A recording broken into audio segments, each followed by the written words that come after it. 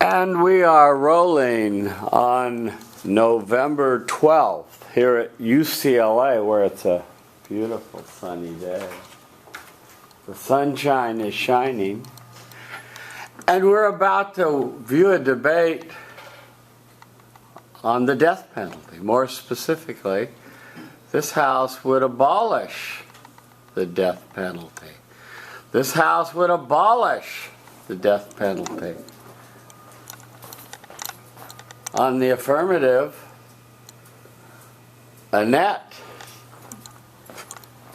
For the opposition, Rosie.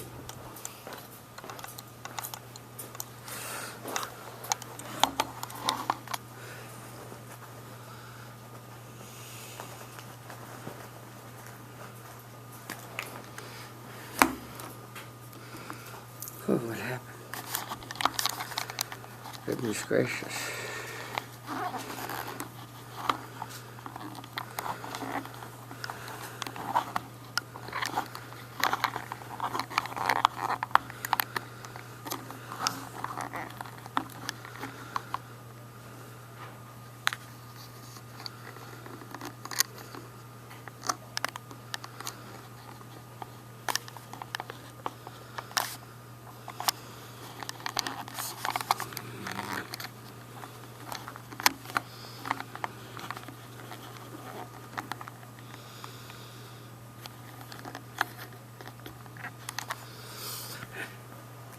And we are rolling.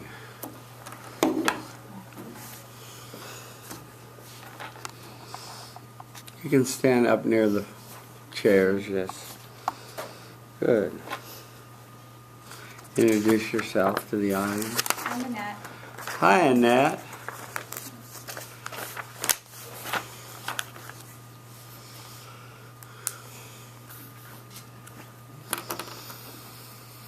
Chair recognizes the leader of the government for a speech not to exceed 7 minutes in length.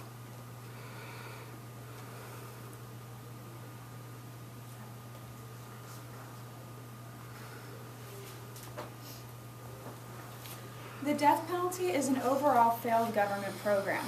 There is no logical reason for the death penalty to still exist, therefore it should be abolished. First of all, it is inconsistently applied. The Economist published that in 2012 there was 1 execution for every 345 murders. This is due to a multitude of reasons. Racism plays a huge role in determining who gets sent to death row.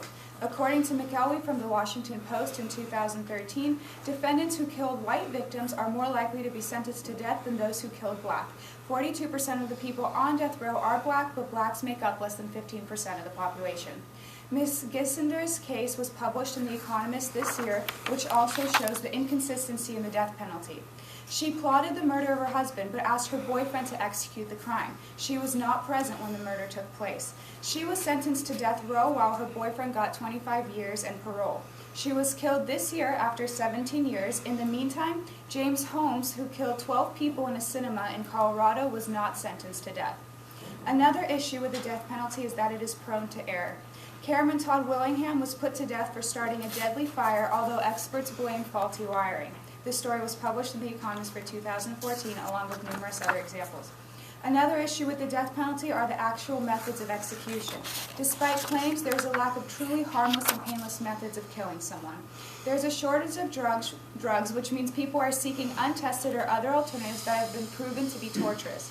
Clayton Lockett was given an untested cocktail in 2014, and as stated by The Economist, he writhed and groaned in pain for 43 minutes until finally dying from a heart attack.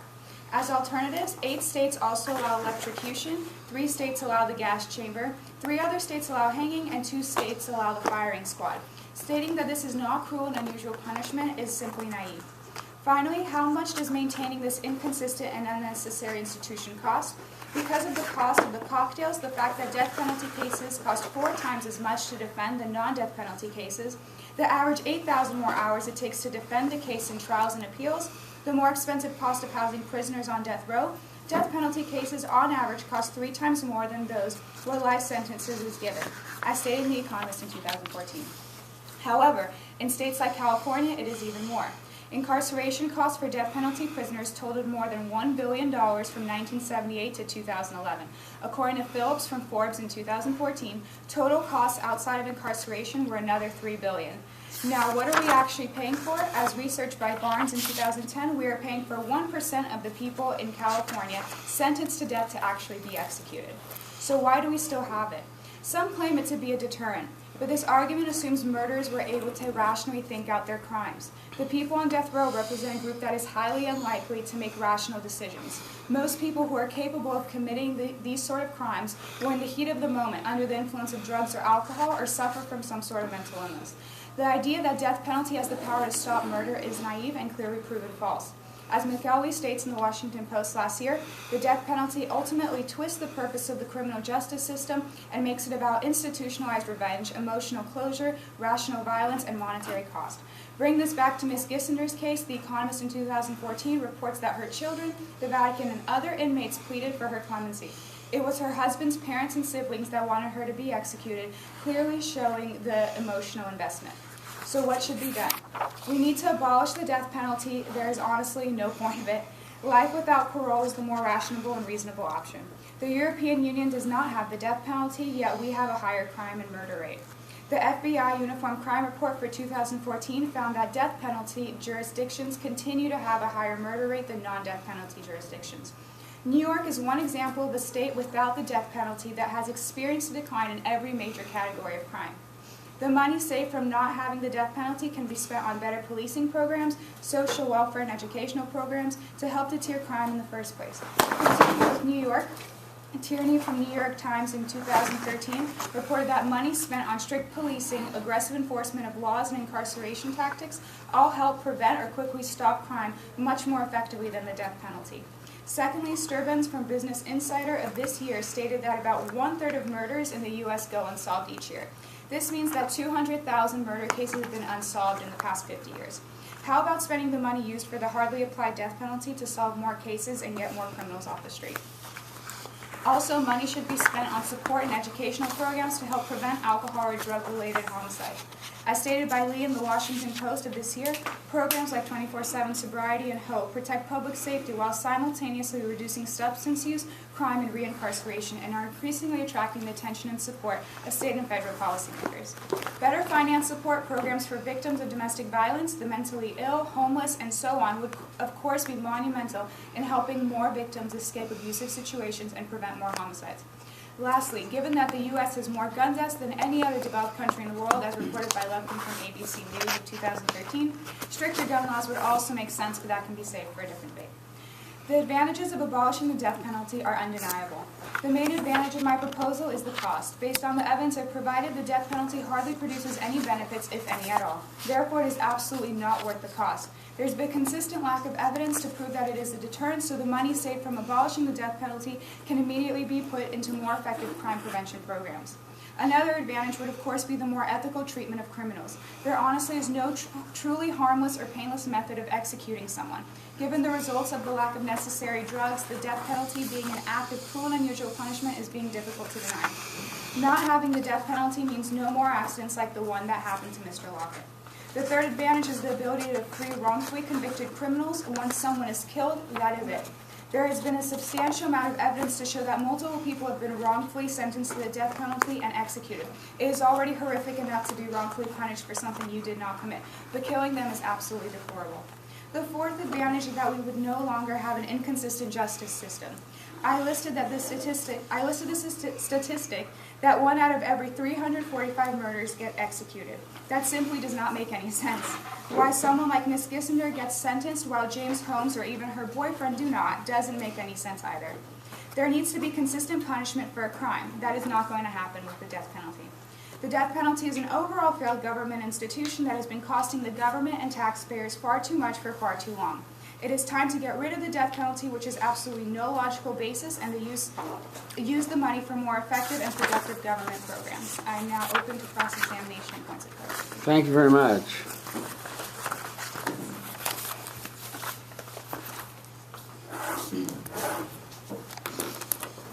Okay. So, you stated that the death penalty is an overall failed government program. What is your evidence to support the statement? It has not been proven to deter crime, and states in which the death penalty is not instituted have shown to have lower crime and murder rates, so there isn't any data to support that it does deter crime.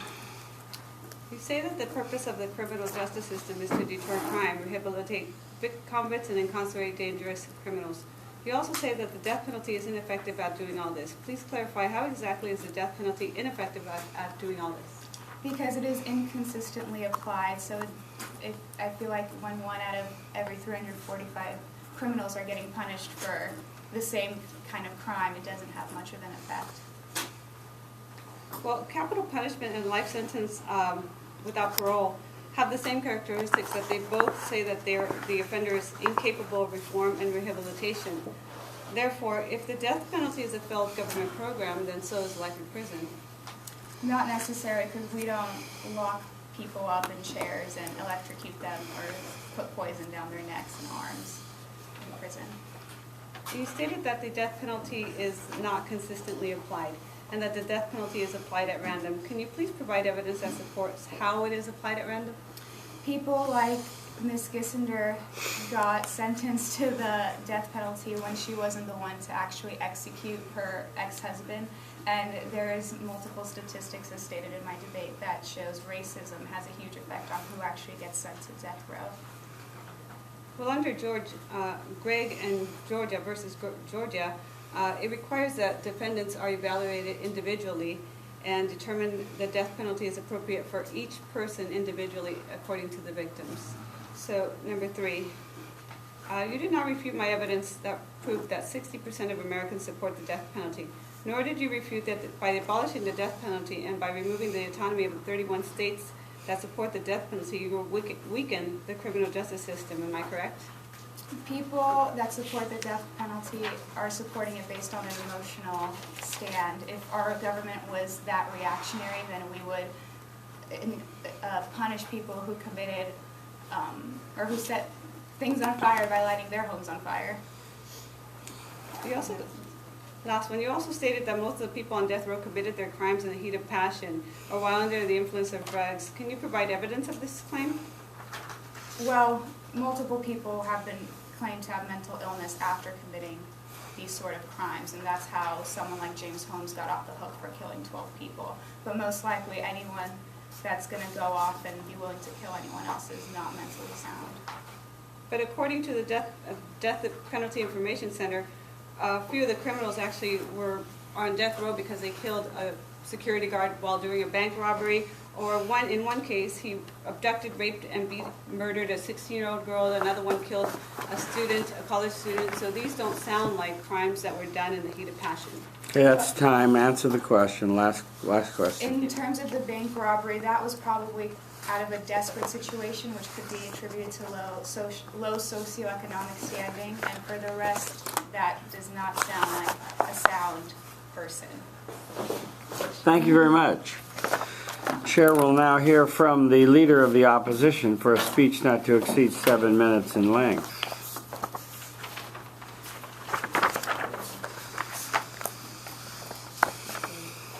Hi, I'm Rosie. Hi, Rosie.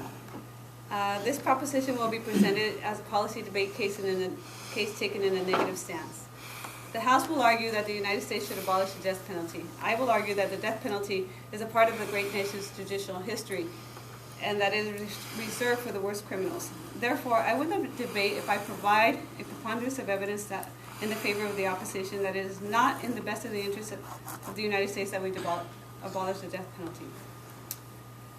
I agree with the already stated definition, so I'll move on. What is the problem? When we speak of the death penalty, we must remember that the life of the victim is just as, if not more valuable than the murderer on death row. To allow the murderer to live says that the life of the murderer is more valuable than the life of the victim. Therefore, there is no punishment more proportional and just to the crime of murder than the death sentence. When we speak of the criminals who are sentenced to death under the death penalty, we are speaking about criminals who commit the worst crimes against their fellow human beings. We are speaking about murderers who kill anyone that gets in the way of their agenda, including children.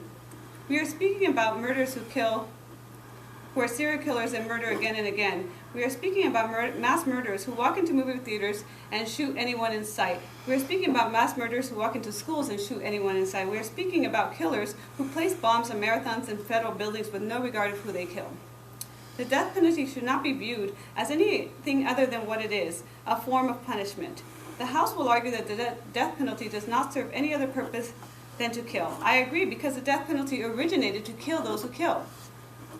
When a criminal is sentenced to prison for a crime he or she committed, it is considered just. Society seeks justice for wrongdoing, and America's justice system provides that justice. A study done by Gallup.com found that Americans are less concerned with using the death penalty as a deterrent for future crimes and more with using it for means of punishment. The death penalty protects its citizens because the fear of losing one's life is the ultimate deterrent for any crime, including murder. A criminal is less likely to commit murder if they fear that they will be sentenced to death. Deterrence is a side effect of the death penalty, but not its sole purpose. But let us focus on, do executions deter homicide? A study done by Land et al. Focused on Texas execution and found conclusive evidence that the death penalty executions indeed decreased homicides before and after the executions took place. Furthermore, the majority of Americans support the death penalty. According to the Death Penalty Information Center 2015, there are 31 states that impose the death penalty. That is to say that 60% of Americans support the death penalty, and only 30% oppose it. Governor Ricketts repealed abolishing the death penalty in Nebraska in 2015 because he believed that repealing the death penalty sends the wrong message to Nebraskans who overwhelmingly support capital punishment and look to the government to strengthen public safety, not weaken it. He further adds that heinous murderers such as the 10 Nebraska death row inmates have surrendered their lives by their own utter disregard for human life. Therefore, if the death penalty is abolished, we deny justice for the victims, and we send the message that the life of the murderer is more valuable than that of the victim. We also remove the greatest deterrent that continues to keep America safe. And finally, we weaken the judicial system by removing the autonomy of the 31 states and their citizens who support the death penalty. How big is the problem? Murder is on the rise. According to USA Today 2015, several major American cities experienced dramatic surge in homicides during this first half of this year.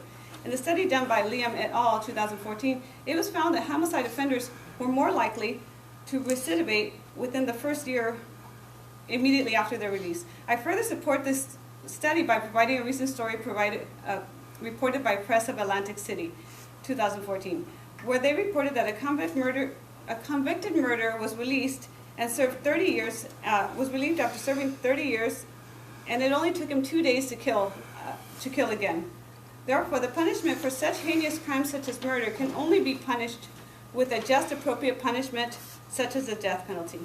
What is the solution? There is no need to prolong the life of someone sentenced to death.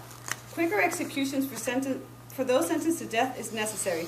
The death penalty was established as most severe punishment for those who murder and disregard life. Quick and severe punishment is the greatest deterrent. Therefore, it is necessary for the safety of society for justice to execute the murders as soon as possible.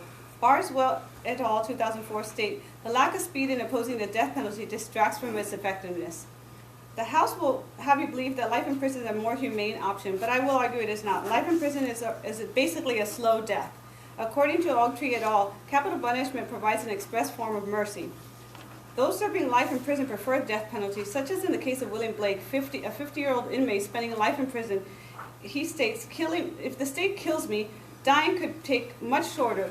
Here I have died 1,000 internal deaths. Therefore, we cannot and should not consider life in prison as an alternative for those who commit the worst crimes. We must continue to have the strongest homicide deterrent mechanism in place, and expediting executions will show murders that American people will not stand and allow you to kill a fellow American. You will pay with your life, and there will be justice, because any lesser sentence will fail to preserve the sanctity of human life. Therefore, when criminals are sent to prison, we are removing their freedom in order for everyone to have freedom to go on with their life in society. We are exchanging their freedom for our freedom. The death penalty is no different. We are removing their life for the life they took. It may seem harsh, but it is just and fair. and to the best interests of society. On balance, it outweighs.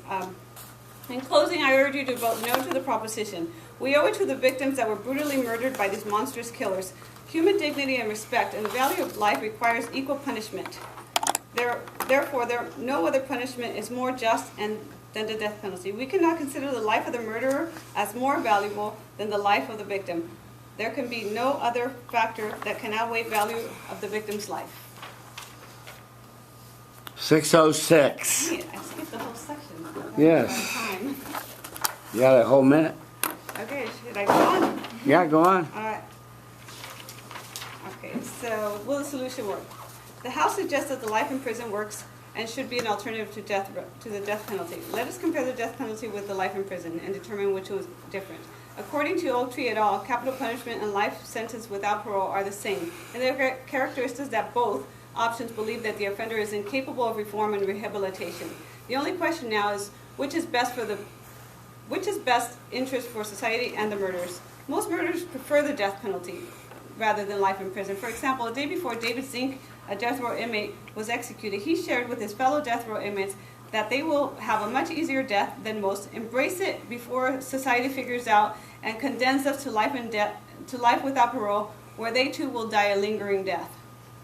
I reiterate that 60% of the American people support the death penalty. And according to Gallup.com, the majority of death penalty supporters cite an eye for an eye. Okay. I now stand open. I now stand for cross-examination and points of clarification. Thank you. You have 3 minutes to cross-examine. Please stand. Enter the camera area, both of you.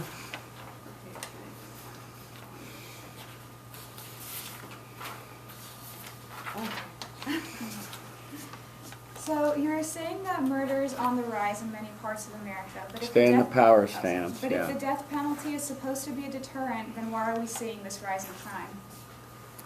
Well, the sole purpose of the death penalty is not established for the sole purpose of deterring, but the argument of whether or not it deters fails, because if it can deter one criminal from committing a homicide, then it has established that it can deter, and it therefore invalidates the argument that it cannot deter. Do you think that there may be better solutions that might be more effective at deterring crime than the death penalty? Well, all forms of punishment can deter, but the ultimate deter would be death. I mean, everybody fears death overall. It's more daunting than life in prison. That might be frightening, but to lose your life is actually a lot more scarier than prison and life in prison. But in your debate, you claim that many prisoners or criminals claim that life in prison seems worse than dying right away. So then wouldn't that make life in prison more of a crime deterrent? What they say is that they would rather die immediately than to live a slow death for 30, 40 years, and then at the end of the time they're still going to die. So it's a long, slow death. They lose health. Their mental capacity starts to decrease. There's a lot of effects such as they call it life sentence syndrome, where people become ill and start to be affected by mental illness, depression, etc. Now, you say that this is the best way of providing justice and an eye for an eye per se, but what does it mean that only 1 out of 345 murders actually get punished in this way, and that the system is not consistently applied to all these criminals? Well, that sounds like 2 questions in one, so let me try to get to, let's see. Well, the eye for eye, can you repeat that actually, because it sounded like 2. You say that this is the best way for providing justice for all criminals, and that it's sort of an eye for an eye approach, but it doesn't seem like it's possible to consistently apply this to all murders based on the fact that 1 out of 345 murders actually get sentenced to death. Okay, so I'll answer both questions. The first one is the eye for an eye. Well, that sounds like revenge, like you're trying to insinuate that it's done for revenge, but actually its retribution is in all aspects of punishment. You know, we send people to life in prison for retribution in order to punish them for what they did. We want justice, therefore that's what we do. We send them to prison. The death penalty is exactly the same thing. We are looking for retribution, except that instead of losing their freedom, they're losing their life. Because they took life, therefore we are going to be taking their life. And it's not revenge, it's more retribution. And the emotional closure, the victims' families are not looking for revenge, they're actually looking for justice. And in regards to the other question, which was that it's inconsistent, I believe that's what you were saying, or I'm not sure exactly what that question was. You answered it. Oh, okay. Well, But lastly, what you did not seem to acknowledge is the financial cost of the death penalty. And in California alone, billions of dollars has been spent in just the last 40 years. So can you justify the extreme cost when it seems to fail to deter crime and lacks efficiency? well, I wouldn't say that I disagree that the death penalty is more expensive than life in prison, because life in prison actually would cost more, because you're going to be taking care of these people. Most of them are incarcerated from the age of 28 and usually live up to over 70. So we're talking about keeping them alive for all that time.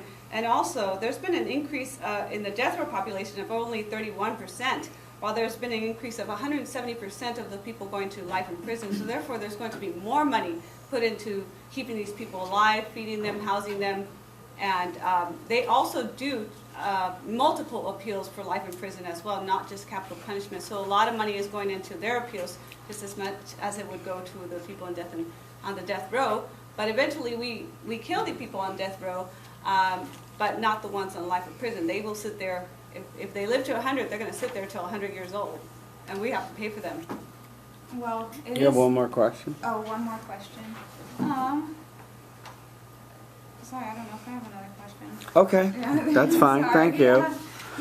Okay, it's now time for refutation. First by the government, who will show us 4 steps of refutation, which involve, she said, I disagree, because, and therefore we should abolish the death penalty, right? That's how it's going to sound, right? I didn't use Annette? Good. Okay, rock and roll for 4 minutes. Begin. My opponent claims that it is not in the best interest of the U.S. to abolish the death penalty. I disagree. Because my opponent claims that the death penalty is the only just way to respond to someone who took someone else's life. First, who's to say that life in prison is not justice enough? Secondly, it needs to be acknowledged that the death penalty is not consistently applied. Again, there was 1 execution and 345 murders in 2012, as reported by The Economist. What is the point of that? The chances that someone put on death row would actually be executed is so slim.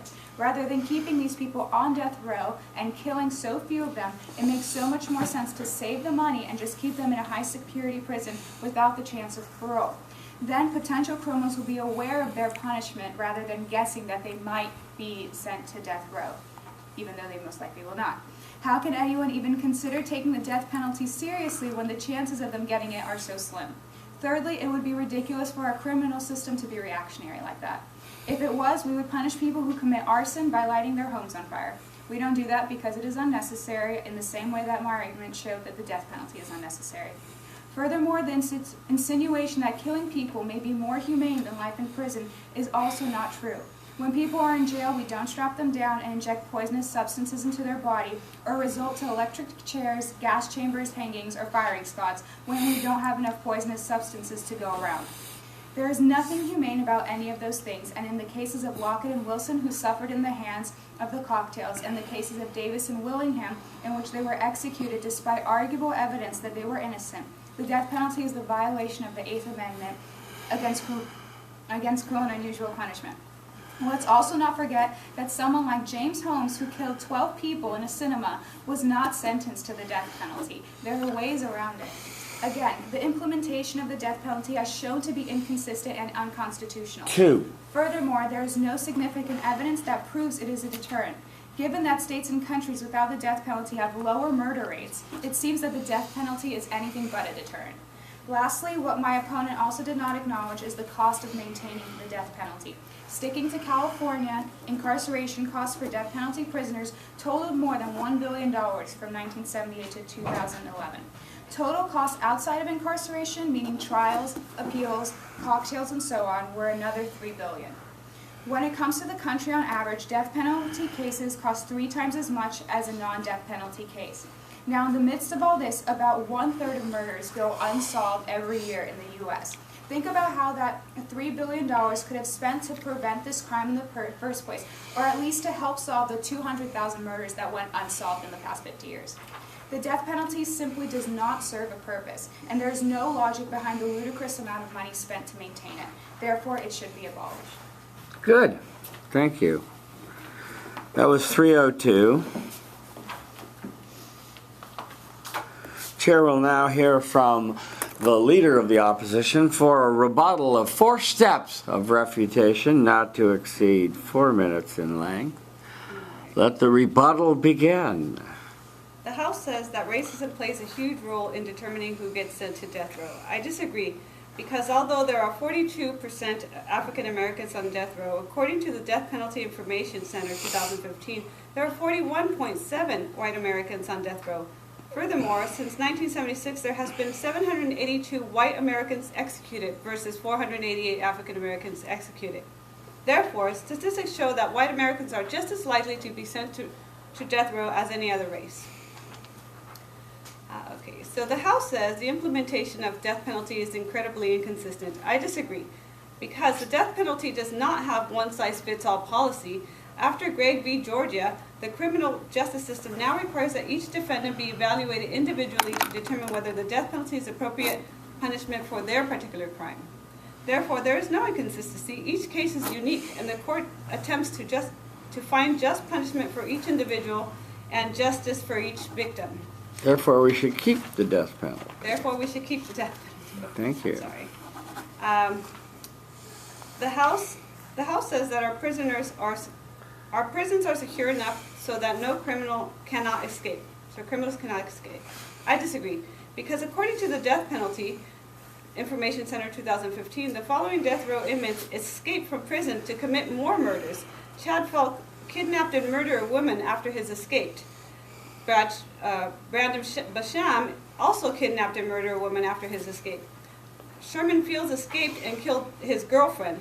Therefore, it is evidence that prisoners can have escaped from prison to commit more heinous crimes. Therefore, we should not abolish the death penalty, because keeping them life in prison means that they can actually escape and go on to kill other people. The House says that the death penalty is prone to error.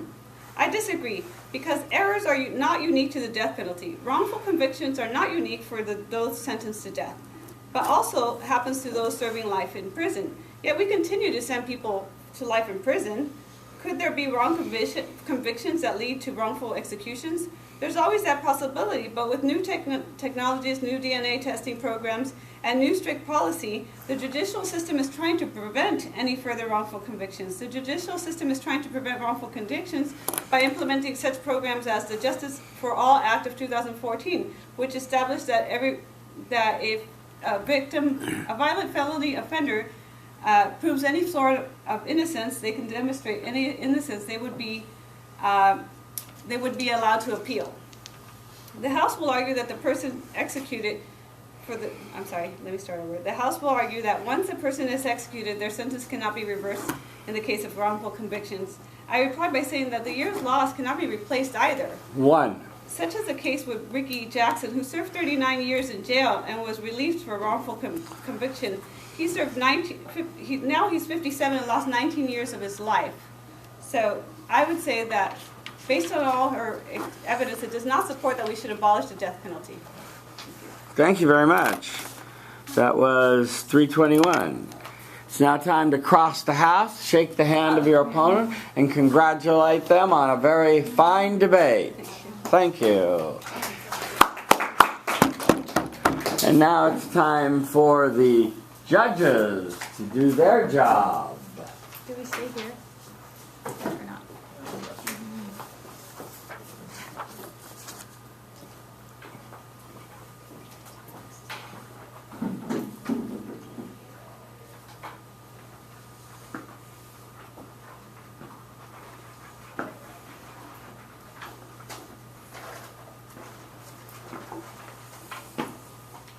How many people are going to be judging at the tournament that are in the room?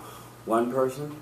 Is it this upcoming weekend? What? Is it this upcoming weekend? No, it's the next weekend. Just one person? But I said that on annual leave for an hour Sunday morning. Yeah, that's fine. You put that down, right?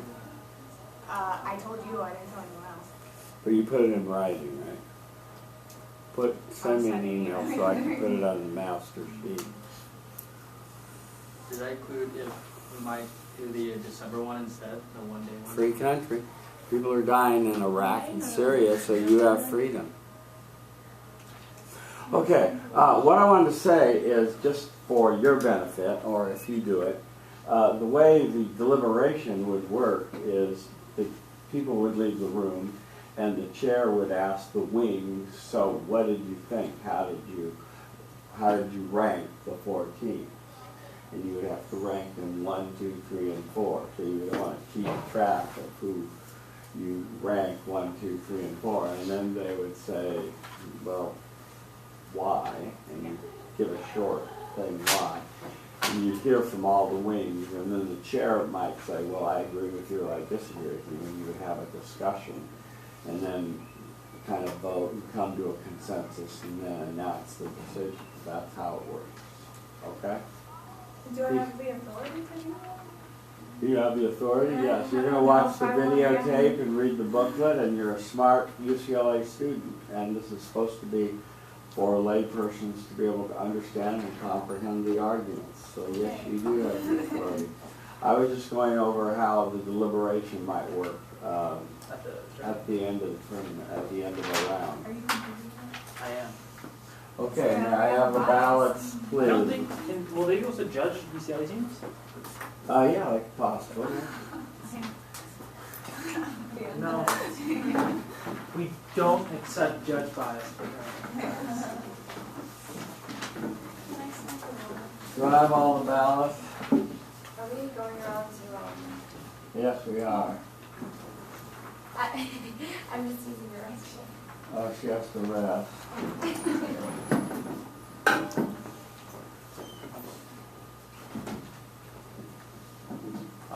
Check out the rest of you. Yeah, go ahead. Go ahead and,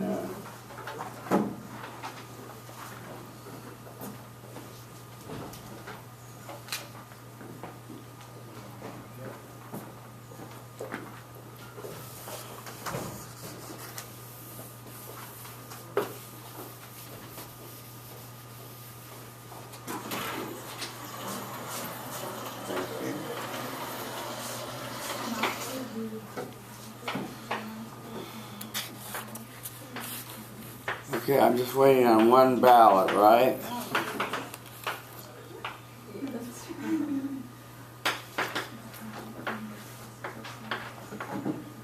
Thank you, sir.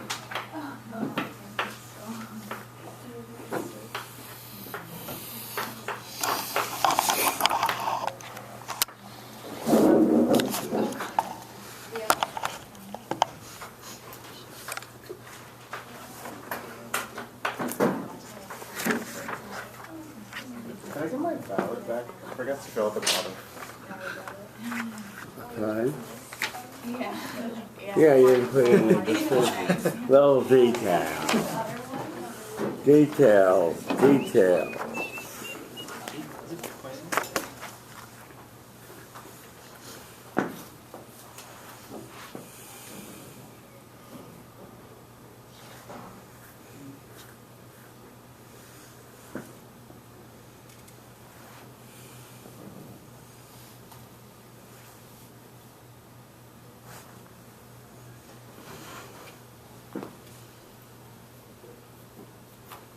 Can you grab his ballot from him? Just fill in the side, okay? Just give us the decision. You can fill in the reasons later. You can tell us the reasons orally. Because it comes out in the little glass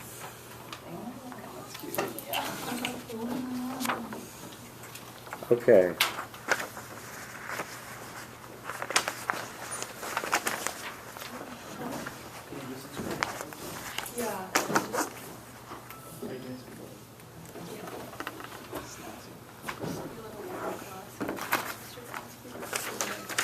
On a 5-1 decision on the question, should we abolish the death penalty or not, the decision goes to the government.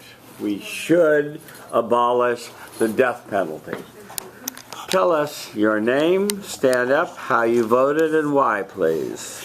Hi, my name is Austin Katie. Hi, Austin. I voted for the government. Basically, my biggest issue was the opposition's case kind of built mostly down to the need for retribution to these criminals. And there was some talk about how like they escape and everything towards the end, but the majority of the case is built on retribution. And Annette did bring up the contradiction she made where she says that life in prison is much worse than death penalty. So if the case is retribution, then I feel like it has to go to the government.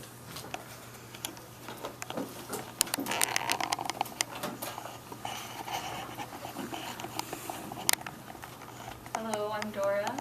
Hi, Dora. I voted for the affirmative.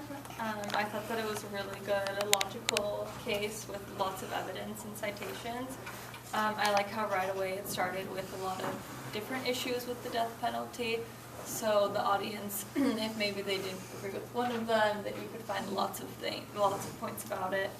And then I think the cross-examination was also really strong, and you caught a lot of the controversies or contradictions, and really shut down the opposing argument. Rosie, just the reason I didn't vote for you was because it was a little bit emotional instead of citing logical points. Okay, so if Rosie had cited more studies and evidence and less emotion, you might have considered her positions more. Okay. I think the evidence was more ideas rather than facts. Thank you so much. Yes, sir. My name is Tam, and I voted. Hi, Tam. I voted for the affirmative too because I felt like Annette had like a lot of good statistics, like the 1 in 365. It was like inconsistent who they sent to death row, and I felt like she also had like a good story in like sharing the story about how like the person who got sent like didn't even do the crime, and yeah, I felt like the opposition or the negative side was like a lot of emotions and like not backed up by a lot of statistics. So yeah, that's why I voted for it. Thank you, Tam. Yes, ma'am. Hi. I'm Could you Ty. two lean away, please? Thank you. I also voted for the affirmative. I believe that most of the evidence that was used was a bit stronger, and also a bit of my own bias came in with my opinion that it should be abolished. But I feel that if there were more evidence from the opposing side, I could have been swayed. Right, and you recognize that you're trying to keep that bias at bay and just decide the route on what was said in the round, right? Yeah. Remember to stay in the power stance when you're speaking. Thank you. Yes, please. You move over that way a little. Yeah, thank you. Good. Tiffany, What's your name? Tiffany. Hi, Tiffany. I also voted for the affirmative. I thought her argument was really coherent from the start to the end, and I think she did a really good job reiterating the important points in her argument. And for Rosie, I thought your refutation was really good, and you had more concrete evidence there. I just wish you mentioned some of the things that you mentioned in your refutation in your actual argument. Right. Her 4-step analysis for 4 steps of refutation was very solid, wasn't it? Yes. Hi, I'm Justin. Hi, Justin. Can you go that way a little bit? Yeah, thank you. I also voted in favor of the proposition.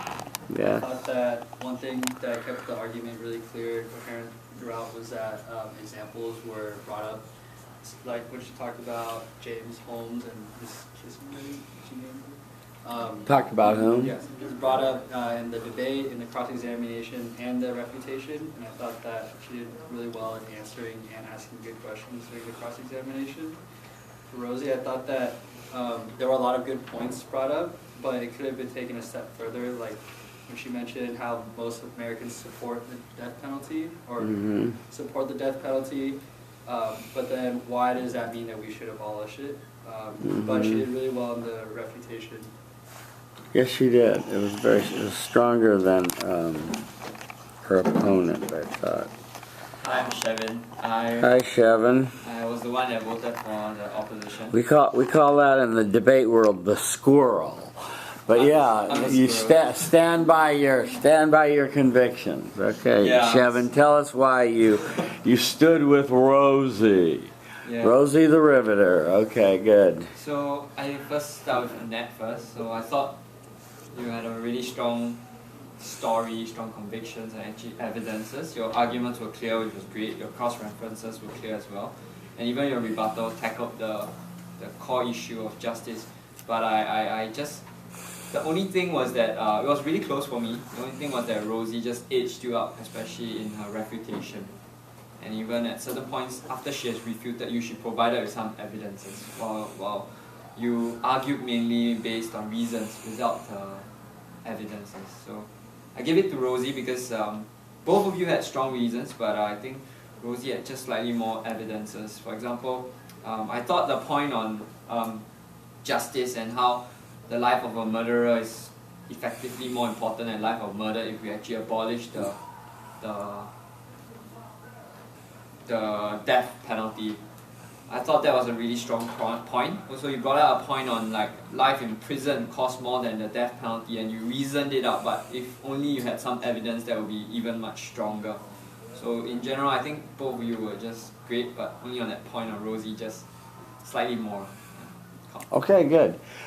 Two comments I'd like to make just to both sides. One, the obvious about just needing a little bit more documentation in your case. Your case was very solid. I like the way you cited your recent evidence, and you cited it orally so your audience knew it was credible. The cross-ex, I would like to see everyone follow up a little bit more on just don't ask the question and let the other side ramble, but cut them off and ask close-ended questions and say, well, wait, you didn't really answer the question. And as close we got to it was when Rosie said, well, I think that's a two-part question. So wait a minute now, let me answer one then the other. But you're kind of trying to think about it, right, and trying to get at it. But so try to cut the other side off. And then I thought, So uncomfortable. right, I No one know. wants to cut someone else off. I know, but this is debate. The other thing is then on your refutation, just remember that the therefore. Just remember what you're trying, what your ultimate advocacy is. Therefore, we should abolish the death penalty. Don't get lost in the sea of your arguments, and remember what your ultimate advocacy is. Therefore, we should abolish the death penalty. What these little arguments add up to is we should abolish the death penalty. It's not a deterrent. We should abolish the death penalty. If we can get retribution the same way, we should abolish the death penalty. If we're keep hammering it. And I thought honestly, your bravado was superior to your opponents, but it just came much too late. Okay, let's begin. We've got to get this next one in because there's another class coming in, so let's roll right along, and I will get the battery changed. You were going to judge, right? You signed up to judge, right? Yeah. Yeah. So you heard me what I said. You need to remember to rank the